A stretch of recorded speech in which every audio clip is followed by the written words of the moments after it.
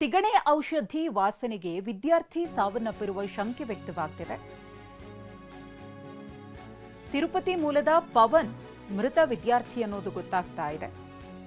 HAL police ಠಾಣಾ ವ್ಯಾಪ್ತಿಯ ಪಿಜಿಯಲ್ಲಿ ಆಗಿರುವಂತಹ ಘಟನೆ ಇದು. ಪವನ್ ವಾಸವಿದ್ದ ಪಿಜಿಯಲ್ಲಿ ತಿಗಣೆ ಔಷಧಿಯನ್ನ ಸಿಂಪಡಣೆ ಮಾಡಿದ್ರು.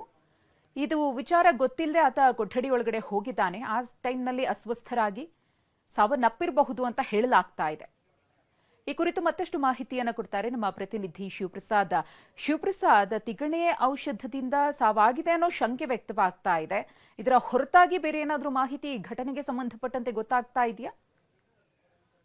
ಅದಷ್ಟು ಸದ್ಯದ ಟಿವಿಗೆ ಲಭ್ಯವಾಗಿರ್ತಕ್ಕಂಥ ಮೂಲಗಳ ಮಾಹಿತಿ ಪ್ರಕಾರ ತಿಗಣೆ ಔಷಧಿಯ ವಾಸನೆಗೆ ಬಿಟೆಕ್ ವಿದ್ಯಾರ್ಥಿ ಸಾವನ್ನಪ್ಪಿರೋದಾಗಿ ಮಾಹಿತಿ ಲಭ್ಯ ಆಗ್ತಿರ್ತಕ್ಕಂಥದ್ದು. ಎಚ್ಎಎಲ್ ಪೊಲೀಸ್ ಠಾಣಾ ವ್ಯಾಪ್ತಿಯ ಪಿಜಿಯೊಂದರಲ್ಲಿ ಈತ ವಾಸವಾಗಿದ್ದ. ಮೂಲತಃ ತಿರುಪತಿಯ ಮೂಲದವ ಈತ ಅಂತ ಹೇಳಿ ಮಾಹಿತಿ ಲಭ್ಯ ಆಗ್ತಿರ್ತಕ್ಕಂಥದ್ದು. ಬಿಟೆಕ್ ವಿದ್ಯಾರ್ಥಿಯಾಗಿದ್ದಂತ ಪವನ್ ನಿಗೂಢವಾಗಿ ಸಾವನ್ನಪ್ಪಿರ್ತಕ್ಕಂಥದ್ದು.